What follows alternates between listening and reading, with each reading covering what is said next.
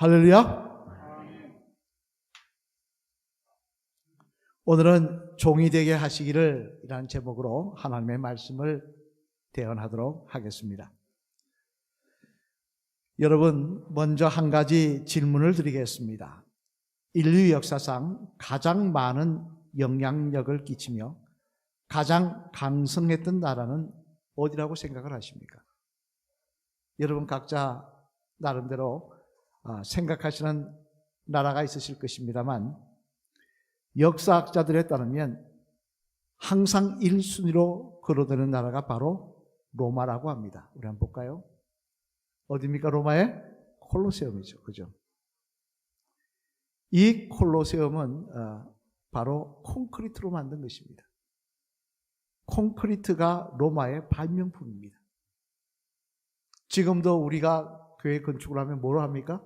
콘크리트로 하지 않습니까? 집을 지어도 콘크리트로. 이 로마가 발명한 것입니다.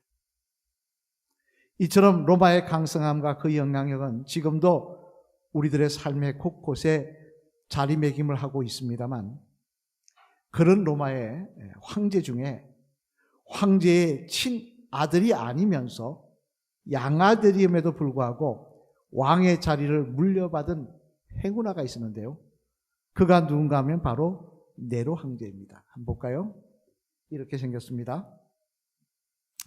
그는 심지어 원 출신은 노예였습니다. 노예였다가 서민도 아니고 시민도 아니고 노예였다가 양아들이 된 인물이었는데, 그런 인물이 황제 클라우디우스를 이어 17살의 어린 나이에 제국 로마의 황제의 자리에 오르는 영광을 누렸다는 것입니다. 그러니 역사상 신분 상승의 출세만을 생각할 때 네로만한 행운아가 또 있겠습니까? 가장 밑바닥 신분인 노예에서 가장 강력한 신분인 로마 제국의 황제가 되었으니, 아마 신분 출세로 생각하면 이보다 큰 출세를 한 사람은 없을 것이다 라고 말을 해도 무방할 거라고 생각을 합니다만, 하지만 안타까운 것은 그런 네로의 마지막은 비참하기 그지없었다는 것입니다. 여러분이 잘 아시는 대로 네로가 무슨 짓을 했습니까? 로마에 불을 질렀지 않습니까? 그죠? 이런 짓들을 해가지고 황제임에도 불구하고 원로원에서 어떤 판결을 받았느냐? 네로를 십자가에 매달고 죽을 때까지 채찍질하라 라고 판결을 받았습니다. 그러니까 잡히면 십자가에 매달려서 죽을 때까지 채찍질을 맞아야 됩니다. 그러니 그 일을 피하기 위해서 도망 다니다가 결국 포위망이 점점 좁혀오자 자기가 갖고 있는 당금을 꺼내서 자기 목을 찔러 자살했던 인물이 바로 네로였다는 것입니다. 이는 자신에게 주어진 행운도 감당하지 못한 어리석은 사람 중에 대표적인 인물이 바로 네로다. 그죠? 그렇게 우리가 생각해 볼 수 있는 그런 내용입니다만, 왜 제가 이런 말씀을 드리냐 하니까, 왜 네로의 이런 성공과 실패에 대한 말씀을 드리냐 하니까, 바로 오늘 본문 말씀에도 보면 어떻게 보면 로마 황제 네로보다 더 자신에게 주어진 복을 감당하지 못하고 비참한 신세로 전락하는 인물이 나오더라는 것입니다. 우리 한번 오늘 보면 27절 말씀 앞을 보시며 한번 같이 읽어보실까요? 같이 읽겠습니다. 시작. 하나님이 야벳을 창대하게 하사 셈의 장막에 거하게 하시고 가나안은 그의 종이 되게 하시기를 원하노라 하였더라. 아멘. 무슨 말씀입니까? 이는 하나님의 대홍수 이후에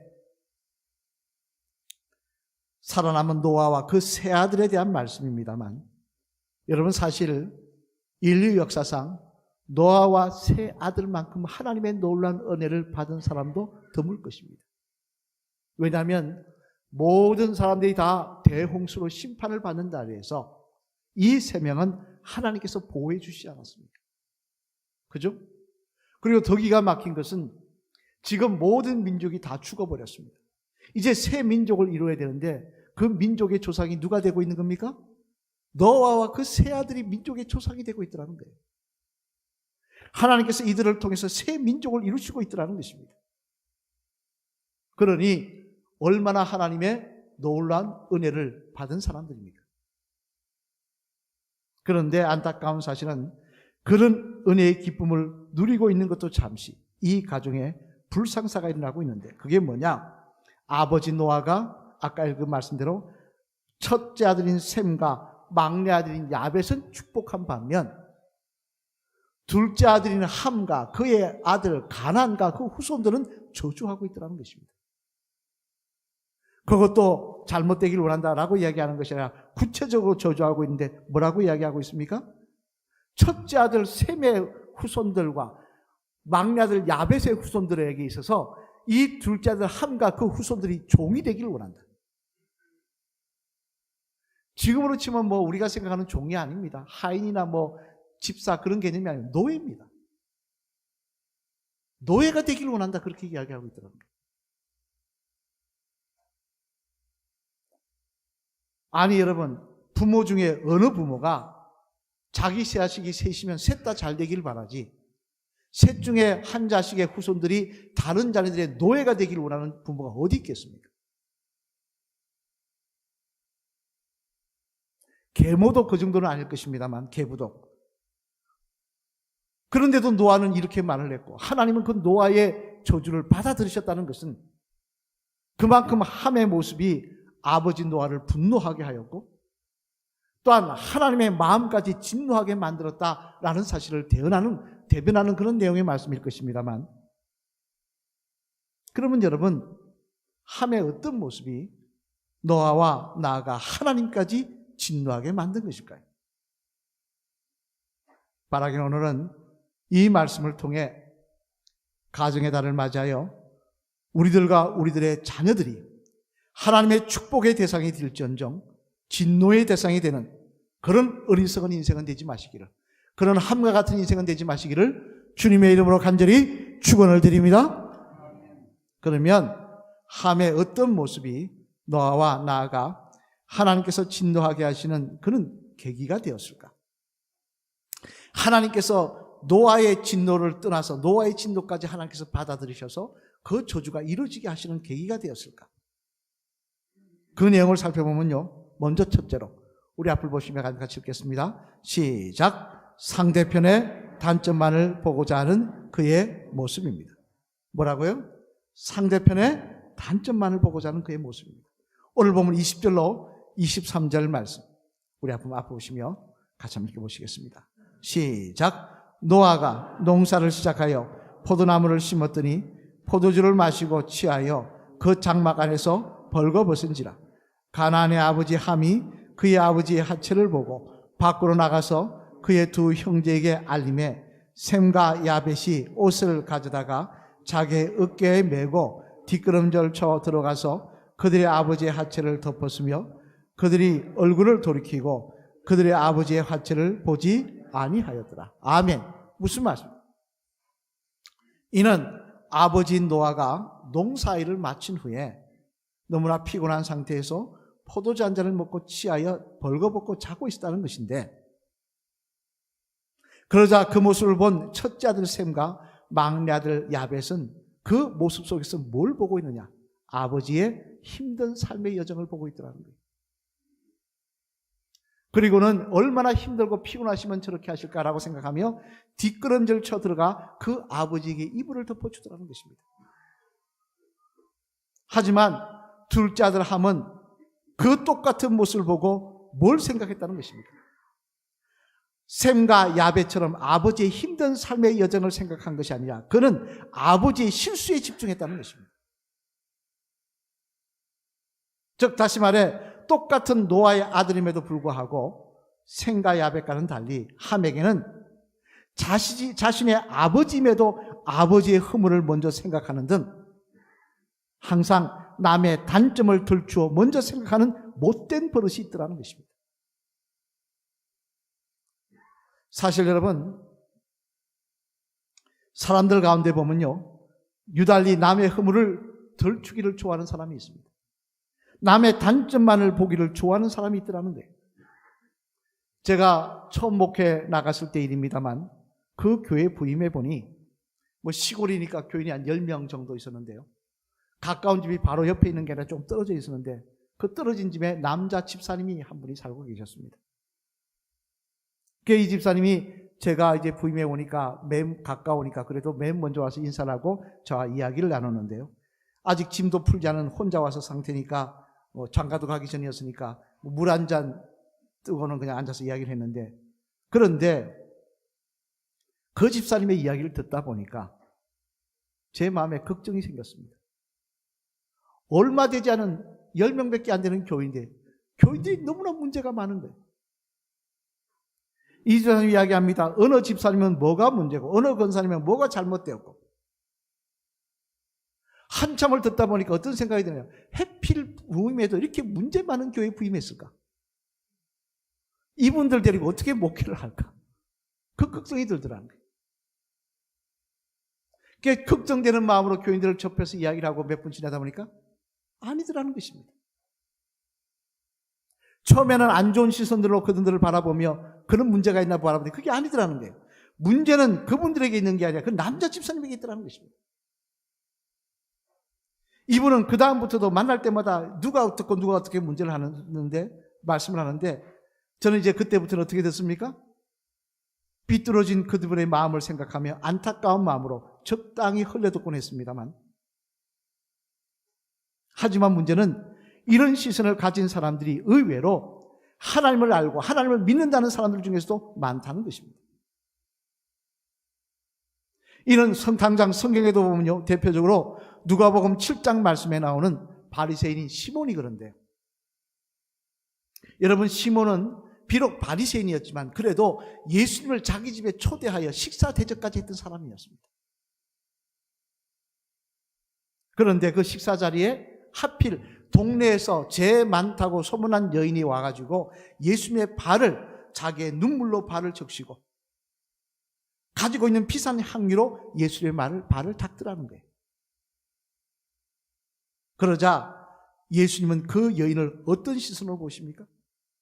예수님은 우리의 머리털까지 다 세수인데 왜 그 여인이 죄 많은 여인인지 모르시겠습니까? 다 아시죠? 그런데 어떤 시선으로 보느냐? 우리 누가복음 7장 47절 말씀 앞을 보시며 한번 같이 읽어보시겠습니다. 시작. 이러므로 내가 내게 말하노니 그의 많은 죄가 사하여졌도다. 이는 그의 사랑함이 많음이라. 사함을 받으니 적은 자는 적게 사랑하느니라. 아멘. 무슨 말씀? 예수님은 그 여인의 허물을 바라보고 있는 것이 아니라 그 여인이 주님을 사랑하는 마음과 그 여인의 헌신을 바라보고 있더라는 거예요. 그리고는 그 여인을 칭찬하시며 그녀의 죄를 사하여 주시는 놀라운 은혜를 베풀어 주시더라는 것입니다. 하지만 똑같은 모습을 보는 바리새인 시몬은 무엇에 집중하고 있습니까? 우리 한번 볼까요? 누가복음 7장 39절 말씀 앞을 보시면 같이 읽겠습니다. 시작. 예수를 청한 바리새인이 그것을 보고 마음에 이르되 이 사람이 만일 선지자라면 자기를 만지는 이 여자가 누구이며 어떠한 자 곧 죄인인 줄을 알았으리라 하거늘. 아멘. 무슨 말씀입니까? 예수님은 지금 그 죄 많은 여인의 헌신과 사랑의 모습을 집중하며 그녀에게 죄사함의 은총을 베풀어 주는 반면 바리새인의 시선은 그 여인의 허물에 집중하고 있더라는 거예요. 그녀의 죄 많은 과거에 집중하고 있더라는 거예요. 그러자 예수님은 어떻게 하십니까? 그런 잘못된 시선을 가진 집주인 시몬을 책망하시고 더 나아가 말씀하지 않으시고 넘어가시고자 하셨던 그의 허물, 즉 예수님께서 그 집에 방문하셨을 때 발도 씻어주지 않고 손님의 대우도 제대로 하지 않았던 그 잘못까지 허물까지 다 들추어 책망하시더라는 것입니다. 이는 또한 마가복음, 마태복음 9장에 나오는 말씀도 마찬가지였어요. 거기에 보면 예수님께서 맹인들을 보게 하시고 귀신 들린 자를 낫게 하시는 놀라운 이적을 베푸시는 기적이 기록되어 있는데 그 자리에서 그 모습을 본 사람들은, 유대인들은 뭐라고 합니까? 우리 한번 볼까요? 마태복음 9장 33절 말씀 앞을 보시며 같이 한번 읽어보시겠습니다. 시작. 귀신이 쫓겨나고 말 못하는 사람이 말하기를 무리가 놀랍게 여겨 이르되 이스라엘 가운데서 이러한 일을 본 적이 없다 하되. 아멘. 무슨 말씀입니까? 그들은 예수님의 그 모습을 보고 칭찬하더라는 거예요. 놀랍다고 감탄하더라는 거예요. 그리고 9장 말씀에 보면 심지어 그 말씀을 메시아라고 전파하더라는 거예요. 그런데 똑같은 자리에서 똑같은 모습을 본 바리새인들은 뭐라고 이야기하느냐? 우리 한번 볼까요? 마태복음 9장 34절 말씀. 이 말씀도 한번 같이 읽어보시겠습니다. 시작. 바리새인들은 이르되 그가 귀신의 왕을 의지하여 귀신을 쫓아낸다 하더라. 아멘. 무슨 이야기입니까? 똑같은 이적을 베푸는 모습을 본 바리새인들은 뭐라고 이야기하느냐? 예수님에 대해 메시아라고 말하지는 못할 망정 놀랍다라고는 적어도 말해야 될 텐데 그들은 뭐라고 말하냐 하니 귀신의 왕을 의지하는 사람이라고. 다시 말해 무당 중에 가장 큰 귀신을 섬기는 무당이라고 이야기를 했다는 것입니다. 예수님은.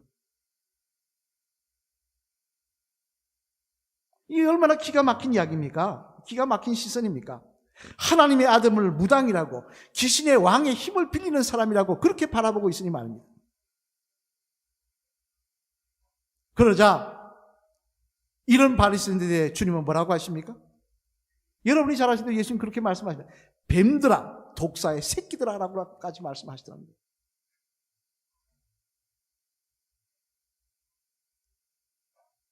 스위스의 정신과 의사이자 유명한 심리학자인 칼 융이라는 사람이 있습니다. 한번 볼까요?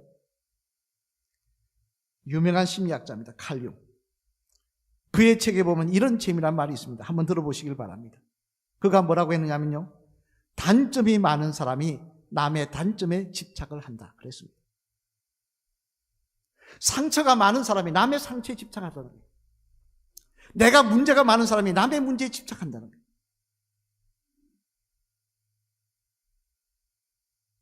항상 봐도 좋은 걸 안 보고 남의 문제를 바라보는 사람, 내가 문제가 많은 사람이라는 거예요. 내가 상처가 많은 사람이라는 거예요. 하지만 이 칼융의 말처럼 세상 사람은 그럴 수 있습니다. 그러나 저와 여러분들은 그래서는 안 되는 것입니다. 왜냐하면 이미 우리는 십자가의 은혜로 우리들의 허물과 지난 세월과 잘못된 죄를 다 하나님의 은혜로 용서받은 사람들이기 때문에 그렇습니다. 아니 십자가의 은혜로 죄를 다 용서받고 하나님의 자녀가 된 우리들이 우리들의 눈물과 아픔을 다 용서하시고 치유해 주셨는데 여전히 남의 단점에만 집중하면 되겠습니까? 남의 문제에만 집중하면 되겠냐는 말씀입니다. 마태복음 6장 22절 23절 말씀에 보면요, 주님은 분명히 이렇게 우리에게 말씀하십니다. 우리 마태복음 6장 22절 23절 말씀 앞을 보시면 같이 한번 읽어보시겠습니다. 시작. 눈은 몸의 등불이니 그러므로 내 눈이 성하면 온몸이 밝을 것이요 눈이 나쁘면 온몸이 어두울 것이니 그러므로 내게 있는 빛이 어두우면 그 어둠이 얼마나 더하겠느냐. 아멘. 무슨 말씀입니까? 하나님의 자녀가 되었으면 무엇보다 우리의 눈이 건강해야 된다는 거예요. 우리 시각이 좋아야 된다는 거예요. 내 눈이 어두운 것을 보기를 좋아하고 거기에 집중하면 내 몸도 어두워진다는 것입니다. 하나님 보시기에 어두운 인생이라는 거예요. 빛의 자녀가 아니라는 겁니다.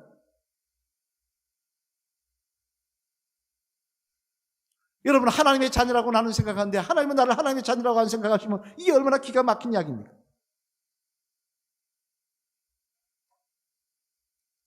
내 시각이 남의 단점에 집중하는 것이 아니라 남의 장점에 집중하고 사랑의 눈길로 바라볼 수 있는 우리의 시각이 될 때 하나님 그리고 우리를 축복하셔서 좋은 사람들을 붙여주시고 우리의 삶 속에 나아가 하나님께서 동행하여 주시는 은혜를 허락하여 주실 줄로 믿습니다. 여러분의 눈은 어떤 눈이십니까? 눈이 밝은 눈이십니까? 어두운 눈이십니까? 바라기는 성령의 도우심으로 상대방의 단점을 바라보는 우리의 눈이 바뀌어 밝은 면을 바라볼 줄 아는 장점을 바라보는 눈으로 변화되는 저와 여러분 되셔서 그런 모습을 우리 자녀들에게 유산으로 남겨줄 수 있는 저와 여러분 되셔서 그런 우리들과 우리의 가정에게 주시는 하나님의 놀라운 은혜가 저와 여러분들의 자랑이 되시기를 주님의 이름으로 간절히 축원을 드립니다. 둘째로 함은 또 무슨 문제로 하나님과 노아를 진노하겠냐. 우리 같이 한번 읽어보시겠습니다. 시작. 자신의 입술을 제어하지 못하는 그의 모습입니다. 뭐라고요? 자신의 입술을 제어하지 못했다는 거예요. 오늘 본문 22절 말씀 한번 같이 읽겠습니다. 시작. 가나안의 아버지 함이 그의 아버지의 하체를 보고 밖으로 나가서 그의 두 형제에게 알리매. 아멘. 무슨 말씀입니까? 아버지가 노아가 술에 취해서 피곤한 몸을 이끌고 술 한잔 마시고는 너무 힘드니까 피곤해 자면서 너무 덥다니까 벌거벗고 잤는데 그 모습을 보고 함이 어떻게 했다는 겁니까? 본 것을 끝나고 아니라 나가서 나발을 불렀다는 거예요. 떠들고 다녔다는 거예요. 사람이 하나를 보면 열을 알지 않습니까? 이것만 그랬겠습니까? 평상시에 그랬다는 이야기예요.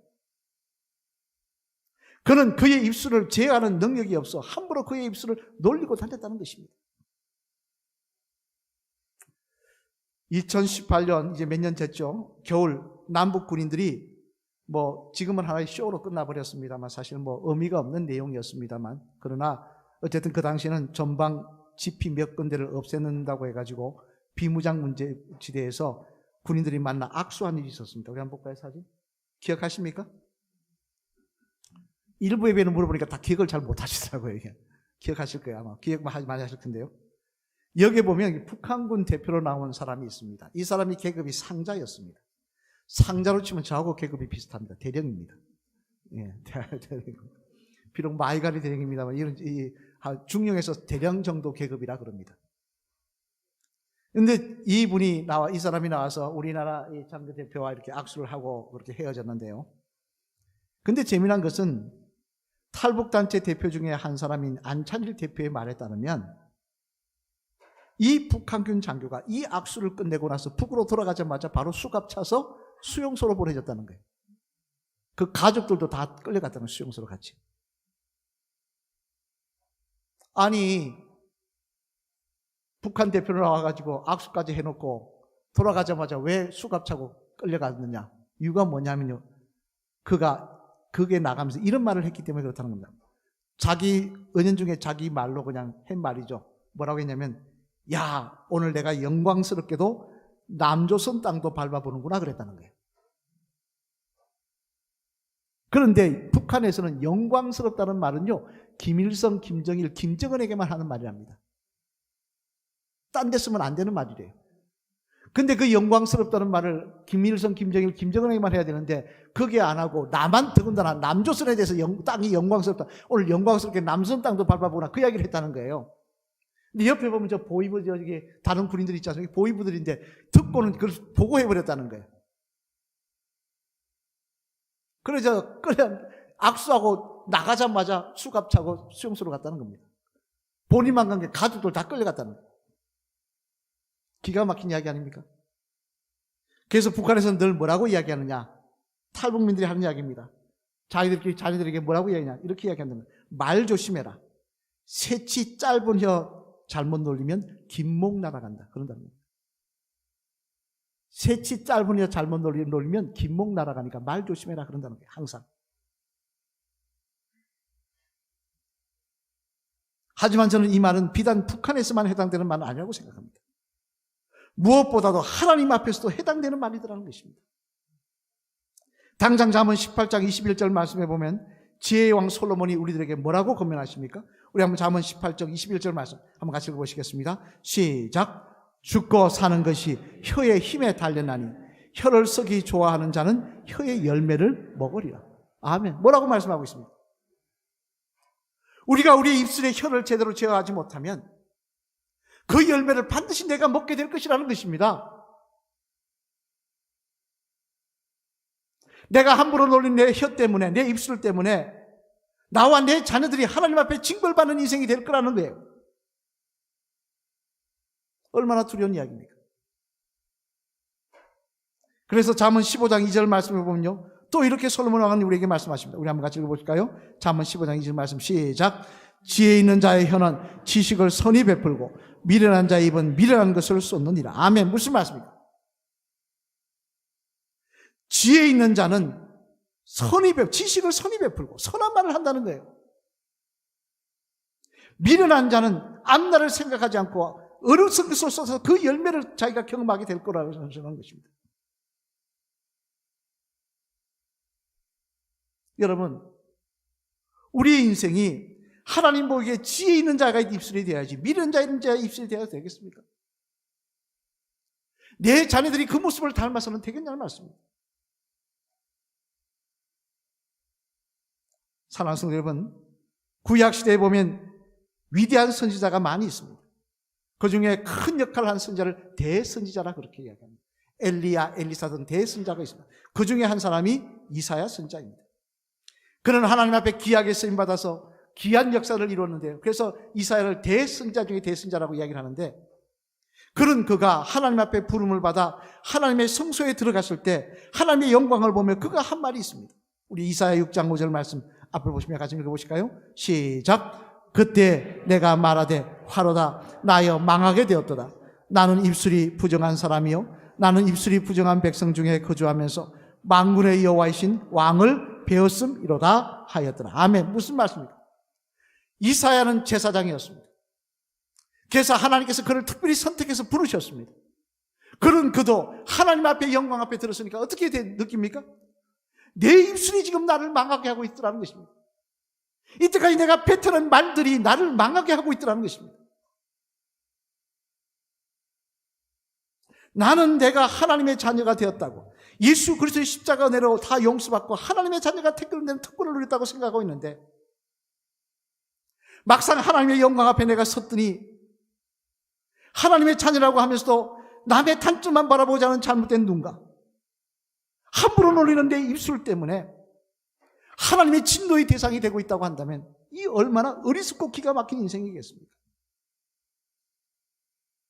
더군다나 나는 그렇다고 치시죠.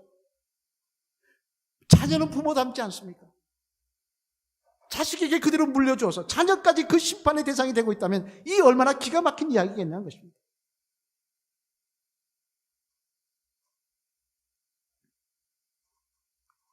따라서 우리들 안에 함과 같은 이런 모습도 있다고 한다면요, 아무렇지 않게 생각하고 살아갈 것이 아니라 주님 내 안에 오셔서, 성령님 내 안에 오셔서 이런 모습이 변화되고 거듭나게 하여 주시옵소서. 간구하는 저희와 여러분이 되어야 될 줄로 믿습니다. 그래야 할 때 우리는 함의 후회가 아니라 셈의 후회가 되는 그 축복을 누리게 될 것입니다. 우리 한번 마지막으로 따라하시겠습니다. 집사님은 함의 후회이신지요? 셈의 후회이신지요? 아유, 목소리가 슬슬 줄어갑니까? 다시, 집사님은 함의 후회이신지요? 셈의 후회이신지요? 말씀하지 말고 한번 가만히 생각해 보시기 바랍니다. 계속하겠습니다. 바라기는 집사님의 눈과 집사님의 입술이 하나님이 축복하실 만한 그릇으로 변화되셔서 셈의 후회로 축복을 자자손손 누리며 사시기 바랍니다. 할렐루야. 함의 후회로 살아가는 인생, 얼마나 어리석은 인생입니까? 똑같이 대홍수에서 살아남았는데 함의 후회가 된다면 얼마나 기가 막힌 인생입니까? 대홍수에서 살아났으면 그 은혜를 누렸으면 우리는 셈의 후회로 살아가는 역사가 있어야 될 줄로 믿습니다. 마태복음 6장 22절로 23절 말씀 앞을 보시면 같이 한번 읽어보실까요? 시작. 눈은 몸의 등불이니 그러므로 내 눈이 성하면 온몸이 밝을 것이요 눈이 나쁘면 온몸이 어두울 것이니 그러므로 내게 있는 빛이 어두우면 내 어둠이 얼마나 더하겠느냐. 아멘. 눈이 어두우면 온몸이 어두울 것이라 그랬습니다. 하나님 보시기에 내 시각이 잘못되어 내 온몸이 어둡다면 얼마나 기가 막힌 이야기겠습니까? 또 잠언서 15장 2절 말씀 다시 한번 같이 보시겠습니다. 시작. 지혜 있는 자의 혀는 지식을 선히 베풀고 미련한 자의 입은 미련한 것을 쏟느니라. 아멘. 입술을 함부로 놀리며 다른 사람은 미련한 것을 쏟는 사람이라는 것입니다. 하나님 보시기에 어리석고 미련한 인생이라는 것입니다. 우리 인생이 이렇게 되어서야 되겠습니까? 가정의 달입니다. 바라기는 저와 여러분 다 하나님의 자녀라고 하면서도 함의 모습으로 살아가는 자가 되지 마시고 셈의 모습으로 살아가는 주의 성도 되셔서 그 모습 자녀들에게 보여주며 물려줄 수 있는 그런 부모님들 되셔서 이 모습을 통하여 하나님의 은혜가, 하나님의 동행하심이 저와 여러분의 삶 속에 떠나지 아니하시는 복된 주의 성도들 되시기를 주님의 이름으로 간절히 축원을 드립니다.